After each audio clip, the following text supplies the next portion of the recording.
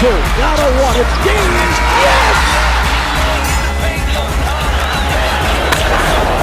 This ball is crushed. MC Cannibal, rap Hannibal. Here to change the game, mainframe, all y'all programmable. Coaching on tracks, balling like a paper like Phil. I'm on BS and real, my rhymes convict and heal. Welcome to the Faithful Fan Show.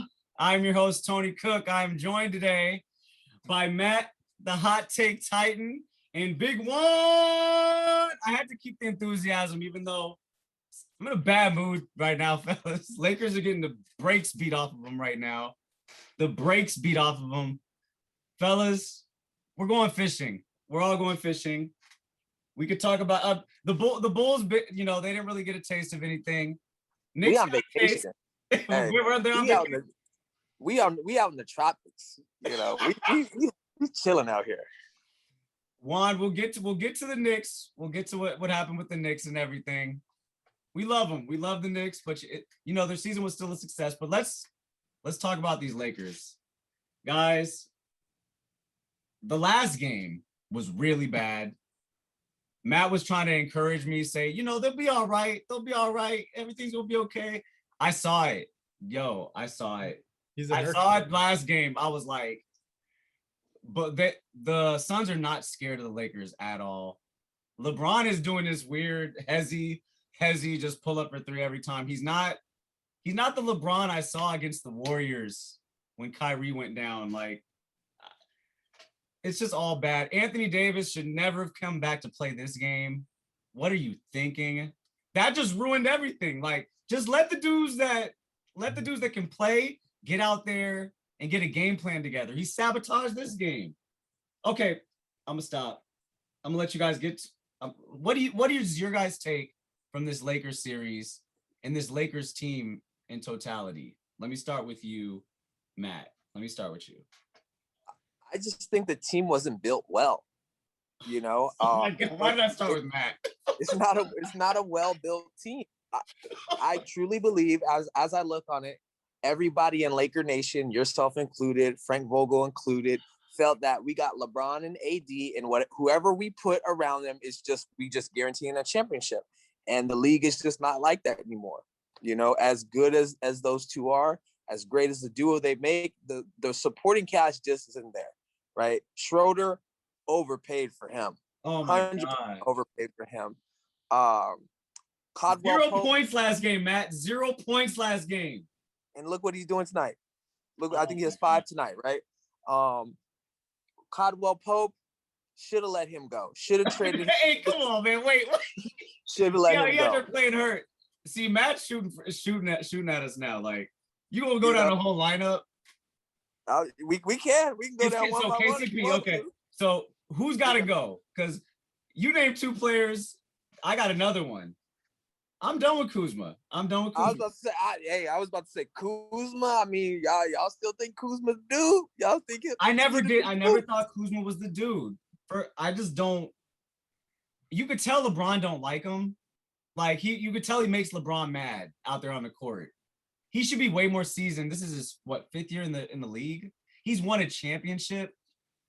I'm done with Kuzma too. We could talk. Schroeder's a whole podcast. Juan, what do you think? What do you think about this Lakers debacle? Well, I think that it was always going to be about AD and LeBron. I mean, it doesn't matter how good their supporting cast is going to be. You're not going to win a championship without those two being healthy on the court at 100%. You get the best bench. I don't know who's the best bench, wherever, come in but that's not a championship team. So you still need, at the end of the day, it's all going to be about AD and LeBron. And simply stated, AD's hurt. And that's it. You know, like, very few teams can survive an injury like that. You know, for example, like Golden State, I think, you know, a couple years ago, they could have, when Klay Thompson went down and Durant went down, like, they could have. That was probably the one team that could have survived one of those. They were kind of a well-oiled machine, right? At the time, they had the role players that Matt's talking about. The built squad and built chemistry. We threw our team up. But this was extremely rare, right? Like, Damon Green at the top of his game Yeah. is a crazy superstar level guy. And then all the role players just shot the lights out, and like I said, a well-oiled machine. But this is very rare. So yeah. So for the Lakers, I mean, that's it. AD got hurt, and that's it. I mean, when the games that he played, right, and he established himself, they they were fine. Yeah, they weren't blowing anybody out, but they were doing what they were supposed to do. So I just think it's AD got hurt. That's See, it, man. See, I think it's that. It's a little bit of what Juan said and a little bit of what Matt said. Well, what Juan said is we weren't healthy. Neither is LeBron. Obviously, LeBron's not, or it's just Father Time. Right, and he's over it too. Like, yeah, I mean, he's tired. Or it's like, I don't know. I don't know if he's not 100% or if he's just over the hill. But Anthony Davis clearly has not been healthy. But over the hill, nah, we not giving LeBron that. Nope. Nope. We're not doing that. We're not making excuses what do we for gotta LeBron. say? He's not Hey, over man, what we got? What we got? He's not over the hill, but maybe he's over it. Like we said, like he's carried teams before, right? And that's clearly not what he wants to do. And he's never wanted to carry a team. So, maybe he's just he has done it before, though. Come on. He has, but that's the thing. Like, he's never. You ain't gonna do it in LA, LeBron? Come on. And that's your GOAT. See, Matt kicking the thing while he's down, dog. Wait. That's your GOAT. Hey. So Matt, I feel you on we weren't built right. One thing that everyone thought might be good during near the trade deadline, or what was it, the buyout, is getting Drummond. That kind of messed stuff up for the playoffs, bro. Like he's a good talent, and all my boys, like Taylor, was super excited about Drummond, but I think he made it so that last year the one thing Vogel had was he had some consistency with his lineups in his rotation. There was no consistency at all this year with rotation or in the playoffs. So, and I think Drummond has a lot to do with that, dude. Like, Montrez did not play in the playoffs. I think that goes down to coaching, though, because he had enough time to build a rapport and figure out what lineup you wanted to do deep in the playoffs. I don't know why he juggled the lineup for the whole second half of the season, right? It didn't make sense, but that just goes down to experience as a coach. I think the Drummond buyout was good, but you got to understand it's not a video game. It's not 2K. These real people. It's real human beings. They got to go out there and build that chemistry, which they didn't do. And we saw that late in the season as the Lakers slid. And we want to talk about injuries, but I can go back to last year. AD and LeBron didn't play a full season. They was taking breaks. They was resting. But it wasn't like this, though, Matt. Like, we were full strength going into the bubble is what I'm saying. LeBron came back early. AD came back early. That's all I'm saying is like, and that was the question. I was like, Lakers all the way if they're healthy. They were not healthy, obviously, right? Are we wrong about that? I mean, they weren't healthy, but if you healthy enough to lace up your shoes and get on the court, I feel you on that. I feel you on that. You put your shoes on. Hey, you stepped between the lines, so all that I'm hurt don't matter no more, right? Them excuses is out the door. If you on the court, you on the court. You got to play. You got to show up. If you hurt, sit your little ass down, right? And put somebody out there who's out there who can play. So that's why I'm not. You don't get that from me. You got on the court. You was healthy enough to lace them up, so you don't get that from me. Nah. So Matt, you shooting at the coaches. Matt shooting at the lineup. I'm shooting at the whole organization. I'm shooting the whole organization. No. Like from top to bottom, it was just a mess. Now, looking at it, because like you said, I think the whole year we've gotten the benefit of the doubt because we were the champions. They'll pull it together. You know what I mean? When it all comes down to it, we saw that's not how it works. It was a shit show all year. And now you can look back in hindsight and say, yeah, it pretty much was because we didn't pull it back together. Now we still got what? I'm not jumping the gun, am I? We got like a half to play left, but it's over, right? Well, the game's over. It just when you look, they're not playing with any inspiration. You know what I mean? When we started this, I think the Suns were shooting the lights out. The Suns were shooting the lights out, and they were still getting open jump shots. They've been knocking them down all day long, and there's not a man on them. So they're Booker. not really playing to win. Booker was wide open at the top of the key. Yeah. Many times, right? Many times. Wait, They're not playing with 6 threes. inspiration. Yep. Okay. First quarter. All right, guys. Okay. We're gonna leave the Lakers alone. We're going fishing. Okay. Juan, let's move on to your Knicks. You're my Knicks insider. You know, it was an exciting series. We have to revisit what me and you were saying about Knicks versus Nets. You know, I don't retract that, Matt. I don't retract that if the Knicks met the Nets in the playoffs, it'd be a nice series. I think this series was a little I don't know. I think Trae Young was a little too much for the Knicks to handle. Like, he has a glitch play where he goes off the screen, bumps into the defender, 2 shots, automatic every time, right? Steve Nash was calling him out at the beginning of the year like, that's not basketball. That's not basketball. So I think they ran into a buzzsaw. But what do you guys think? Like, I'm gonna let you go first. Actually, Juan, this is your team. Yep. Go first. What happened to the Knicks against the Hawks? Well, there's a few things. I don't know that anything happened to the Knicks other than, they're just not they're not built for the playoffs. I said before I think that they're a good team and a man. Just glad to be able to want to watch a Knicks game after, about a decade, maybe a little less than a decade. Yes, meaningful basketball. Meaningful basketball. I think it was a successful season in doing all that. Like, just get the Knicks back on the map. At least people were talking about it. It's not just like the laughing stock, the bottom feeders, and all this stuff. They're a legit team, but they're just missing a piece, right? They're missing that it factor that's going to get them over the hump. Can Randall get better? I think so. I mean, if he got better last year, I don't know that he's hit his ceiling. I think Randall will learn from this series, and he's going to get better, and he'll be a better player. Do they need to make moves? Absolutely. They need to make some moves. Maybe move a couple pieces that look nice during the regular season, but so they can be good, pieces, enticing pieces to move, maybe make a trade. Who knows? So Juan, you would say if you had to go into next season, you would be fine with Randall at, like, that's my number one option, or you? No, I mean, right now he's the number one option because we don't have anybody else. Oh, yes.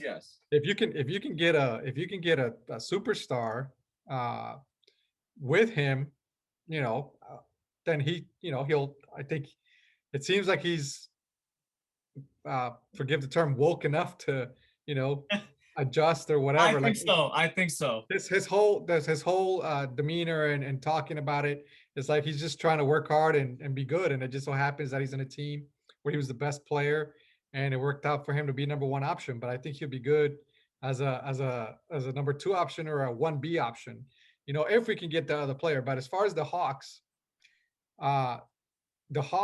they caught the Hawks when they were peaking, right? Like, yes, the most Hawks definitely are on the way up. Like, they're peaking because obviously they're not the same team they were through half the season. So they're peaking, and Trae Young's legit. I didn't think he was going to be this good coming out of college. I thought he was going to control the ball too much, but man, he moves the ball for, like, he looks to pass. He's not just a shooter, and he's great. He was a great villain for Madison Square Garden. He played it up. Y'all the bow. Yeah, no, I mean, he played it up. I mean, that's great. That's part of the playoffs. You know what I'm saying? Like, basketball. We can hate them, all that, but this is what NBA needed, right? Like, for the playoffs to have a little rivalry coming up, a villain in the most popular sports arena in the world, That's all this stuff. Trae, so it's all good. Ice. Yeah, Ice Trae, it's all good. So just the Hawks were just the much better team. They're on the way up. They didn't even have to make any adjustments, really. They're much more athletic. on the They wings. had a lot of big wings, a lot of big size. And they were able to double team and triple team Randall pretty much every time, and Randall could never adjust. And moving Derrick Rose to the starting lineup kind of made sense, but it just wasn't going to work because then it killed the bench, right? The bench went from high production to no production. So was Alfred? But before I let Matt weigh in on this, was Alfred Payton injured? Or did he? No, he just sucked. He just sucked. He got completely taken out of the rotation. Yeah, he just got taken out of the rotation. That's it, because he couldn't. I thought he got injured. Stop anybody? Nothing. Like he just wasn't doing anything. So okay. Okay, so we hear from Juan what he felt about the Knicks and their deficiencies, what he felt about the Hawks, and Trey, Ice Trey, all that, whatever you want to call them. Matt, how do you feel about the series? Was this a successful season for the Knicks? Yeah. Yeah, of course. Anytime you make it past the regular season, you get in the playoffs. It's a semi-successful season, right? Yeah. I agree. I'm gonna echo a lot what Juan said, and I'm gonna give him a little jab at the end of after I echo. But it was a great series. Honestly, it was a really fun series to watch. It brought a lot of memes. It brought a lot of jokes on the internet, and it's something that the league hasn't seen in a long time. I think it was good for ratings for the NBA. Definitely. And hopefully, I hope that momentum carries and we start to see a new rivalry born between Atlanta and New York. I want them to see each other in the playoffs again. It brings me back to, it reminded me of like 90s basketball when you had the Pacers, Knicks, Heat Pacers, Knicks, and all those Bulls, throw them in there. It brought me back to like having fun watching basketball. Even though it wasn't my team in there, I enjoyed that series. The East is back, baby. The East is back. East is back. I think, Juan earlier said, you don't really need a bench, but I feel like if the Knicks had a bench, maybe they would have, won one or two more games in that series, and they probably still be in it right now. But from what I saw, I do agree with Juan. They do need to make a move to get a superstar in there, because Julius Randle is not a person who's going to carry a team. He's not a superstar. He's not a 1A option, but he is a damn good player. And if you give him another piece to go with him, I think it's something you can build around. You can start to do the building blocks. I think, but that's the thing about it is, I think the way the team is built, if they move the pieces that they need to get a superstar, they're gonna have to get somebody through the draft, right, or signing, because if they move on from the pieces they have, I think they start to dismantle the team and they're not as good. Insert any superstar, sans LeBron or Durant or any of them, they'll be a good team, but they'll still struggle because they don't got the pieces around them to go deep in the playoffs. So I think the team, they need more depth, and they also need to bring in a superstar. I don't know how they do it, but I mean, you're in New York, you guys can figure it out. And with this playoff run, I think it's an attractive destination now. You know what I mean? You never know. Like, if Julius Randle is willing to take that second scorer role and let somebody come in, I think this was a humbling experience for him. And I think he'd be okay with letting a better player come in and get more shots. Yeah, no, I hope it was humbling like that. Like I said, the guy, it looks to me like the guy has his head on straight and is saying the right thing. So we'll see. I mean, so far so good. Mm-hmm. Like I said, nothing but ups. We're good. He might be. I think. Well, was he in the running for most improved player this year? He was the most improved player. He was, right? He won the award. He won the award. As he should have. Dang, I'm late. With Julius Randle, I don't think he ever looked at himself as like the guy. I think, like Juan said, it just kind of, he became the guy this season. Yeah, if you watch him, definitely. Yeah, if you watched him over the last two seasons, he didn't come in approaching it like, I'm the superstar, I'm doing that. It's just how it developed. It's just how, the balls came to him, the shots came to him, and he took advantage of this opportunity. But I definitely think he would benefit. I think his game would improve even more if he got a guy in there, because the one thing that we saw is he cannot, like, I think his vision needs a little work, especially down in the post when he's getting double teamed, finding them open options. He didn't do a great job passing from the post. I don't think he did a great job of like dominating the boards either. You know, he looked a little tired later in games because he had to do a lot of the work. So Capella was in there making it hard though. Capella was in there making it hard for him though. He had a hell of a series. Yeah. But yeah, I think, I don't know. Again, I don't know him, but I feel like Juan said, I think he's open to it. I think he would love to have a guy come in, make his job easier. I agree. Either way, ball player. He's a ball player, and the Knicks will be back in the playoffs next year, guys. I like Juan said, I can't wait to see the Hawks again. If it's Knicks Hawks again, I can't wait for that series. Knicks, and I hope Thibodeau comes back too. I hope this wasn't too much for him. He did a great job with the Knicks. He's back for another season, right? He wouldn't just hop out. Y'all have him for how many more years? No, I don't know what his contract situation is. I think it's 2 years. He has at least. I'm sure he's gonna. Why change the horse in the middle of a race? I mean, it looks good right now. Yo, he be out there looking tired. I'm worried about Thibodeau not wanting to do it. He be out there looking burnt out like his players. But anyways, guys, we've come to the first half of the show, the end of the first half of the show. When we come back, we're going to keep it basketball because we're in the middle of the playoffs. We're going to talk some Dame Lillard, talk some Clippers, talk some Mavs, talk some Luka. When we come back on the Faithful Fan Show. Chris Paul. And the Phoenix Suns will give it to Booker with a drive and a season high of 47. And give credit to this Suns team. They have been absolutely locked in. They came out the first half, punched them in the face, and have competed all game, have withstood this run by the Lakers, and it looks like a technical foul call on Booker. Morris, and I think it's Morris and, well, I was going to say it was Crowder. Yeah, it looked like Crowder knew right away that he was ejected and gladly ran to the bench, but you got it. Welcome back to the Faithful Fan Show. I'm here kicking it with Big Juan and Matt, the Hot Take Titan. Guys, so sad to say Dame Lillard has made his exit as well. A lot of people are saying bye-bye. A lot of people are going fishing this episode. Man, he just dropped what, 50, 55, 57? 55 last game in an L. They took an L. Denver still beat him in double overtime. He was doing video game shit. Like, it was crazy. What do you guys have to say about Dame Lillard? Like, what does Portland have to do to advance in the playoffs? I look at it like this. I'll jump in first. What Dame Lillard is doing reminds me of Jordan back in like the late 80s and early 90s before he got the ship, right? Where he was doing all before he got Pippen. Pippen. He was out there scoring at will, doing all the work, but wasn't really doing anything, wasn't winning. And I think that's kind of the thing is when you ball dominate and you don't get the rest of the team involved, I can give you, as an opposing team, I can give you 60 points because we can score 80, 90, 100 points.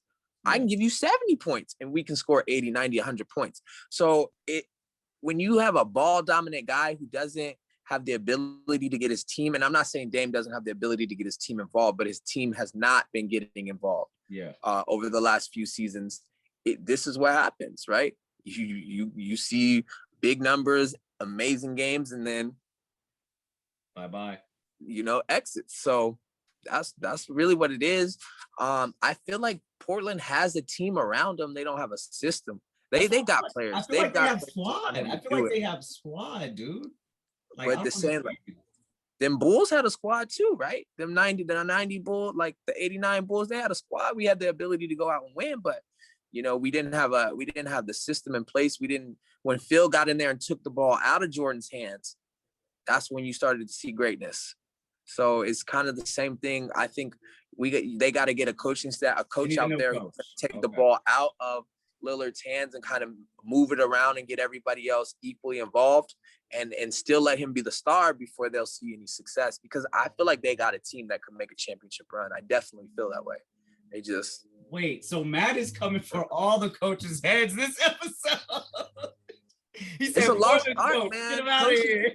Coaching is a lot. Like, we ain't coaching no more. I feel like the league has played to the fans where it ain't coaches no more. They just let them do what they want to do. But I believe it's because the league is younger. There's a lot of young players, and they didn't get the coaching that they needed at the collegiate level. So these professional coaches have been doing it for a while because most of the coaches got tenure. They're not really trying to put up with kids. Like, they trying to run a professional system. So the things that these young kids are missing because they're not in college long enough, the pro coaches ain't teaching them, right? So that makes sense. That definitely makes sense. That's what I feel. So Matt thinks it's, the system in the fact that Dame is just a ball dominant player. Juan, how do you feel about Portland? What does Portland need to do to help Dame out? I think, because they have the players, but there's a difference between having like the players, the talent, and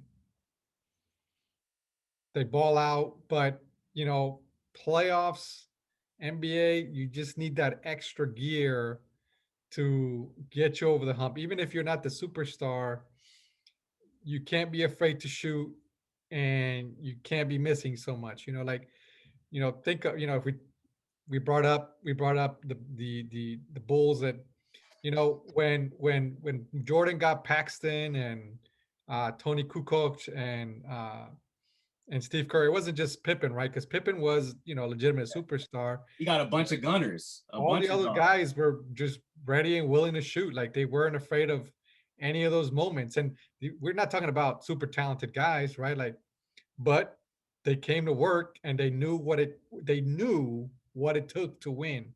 And what I see here, we're talking about like the Knicks and so forth, and we're going to see it with the Hawks too.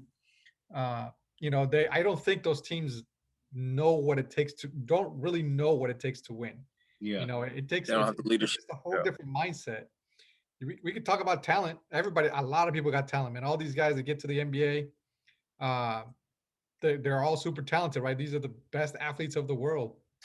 Yeah. But to win chips, it takes just that extra gear, that mental edge that just a lot of guys don't have. And that kind of mentality and so forth is, for a lot of guys, for most guys, takes years to chisel out, so to speak, unless they come from as Matt said, from a collegiate system that was part of the, like, for example, like guys coming out of, from John Wooden, back in the day, UCLA, all these guys are probably primed and ready to go, because John Wooden wasn't just about be a threat. Get the ball and be a threat. He wasn't just about basketball. He was talking, John Wooden was a lot about the mental stuff, mental aspect of the game. He had them ready to step on the court and get it done. So not like Schroeder.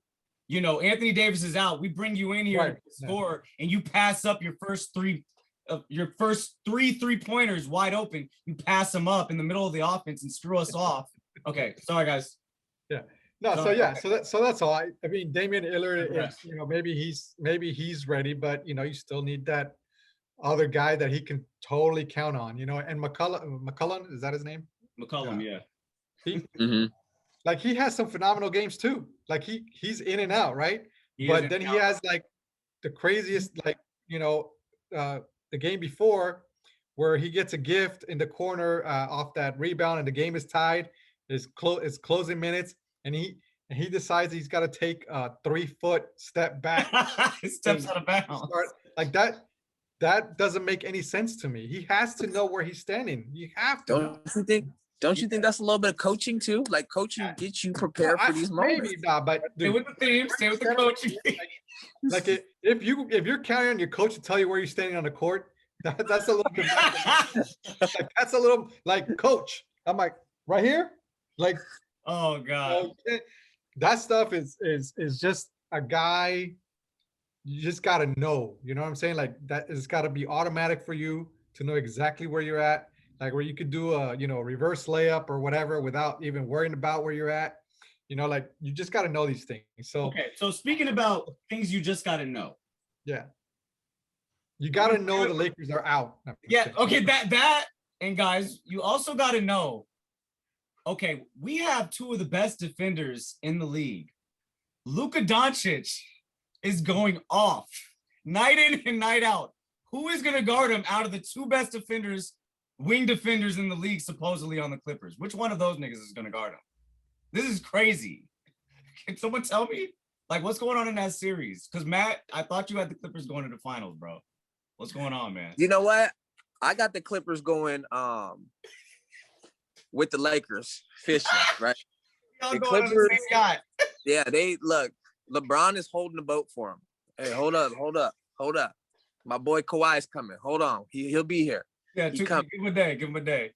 Yeah, man. You know what? Honestly, I don't even know. Like, hey, they suck. Like, bad. They're not good. They're not good at all. Luka though, my man Luka just is like Juan said, he got it. You know what I mean? He got it. He knows he was built for the moments and he's showing it.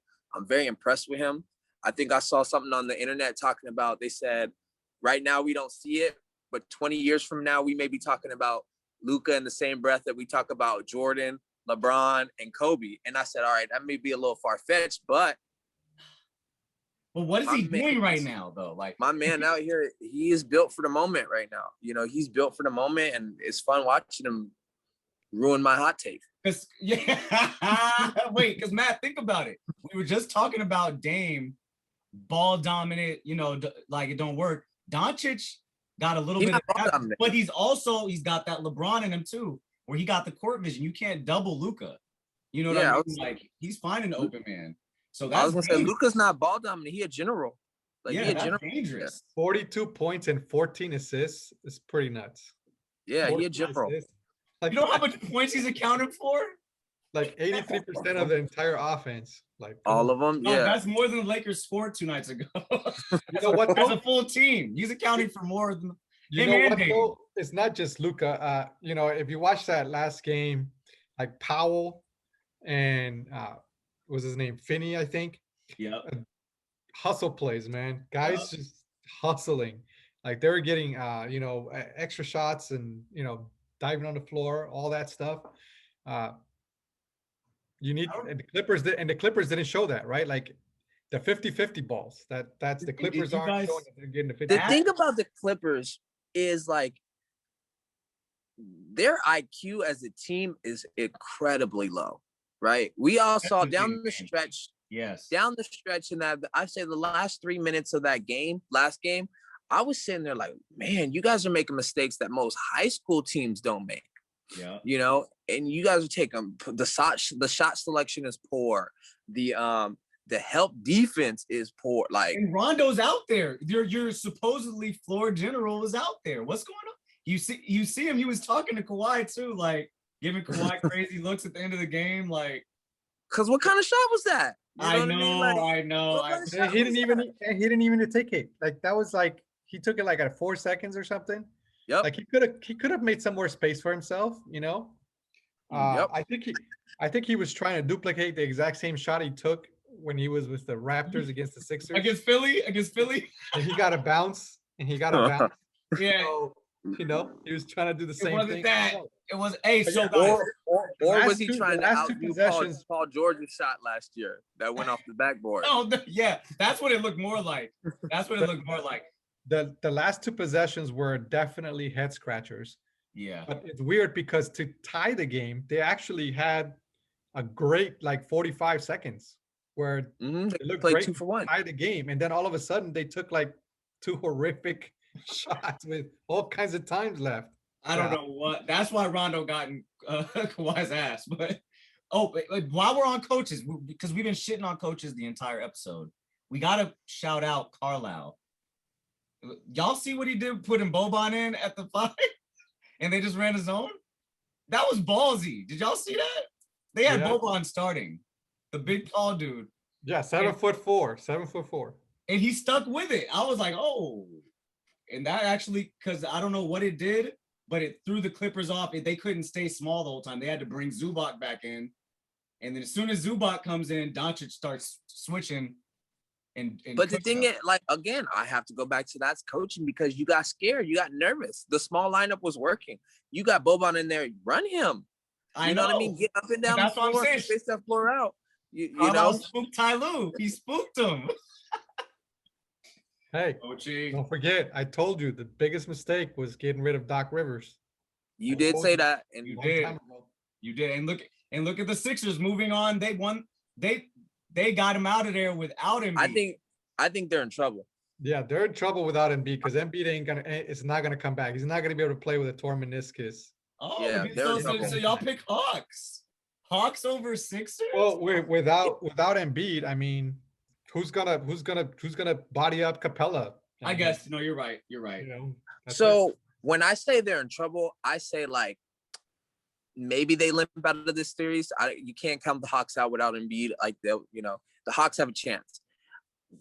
I think they limp out of this series and then they get mopped in the conference finals. Okay. Mopped, swept. I can see swept. that. You know what I mean? I can see that, gentlemen.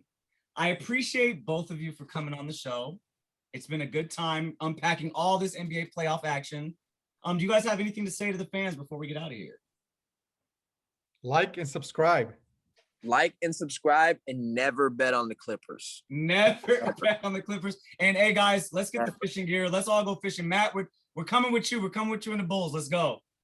I got my we know all the good spots. We know all the good. We've been out here a while. All right, y'all. Thank you for joining me on the Faithful Fan Show. Subscribe, like, all that good stuff. All with the venom, shot so much, man. I think I need to lay in the paint, going hard. I need to learn so much, man. I think I need to lay. Animal, MC cannibal, rap Hannibal. Here to change the game, mainframe, all y'all programmable. Coaching on tracks, balling like a paper like Phil. I'm Morpheus and real, my rhymes convict and heal. A world blind, my lies a red pill, real. Ball like I've been here, rookie in his prime. Focus like Jordan the second time. Kobe in playoff times, you know believe when I drop. Call for it, Kelly go in the Blizo spit. Auto like free throws by Ito. Circle loose stroke magic, rhymes over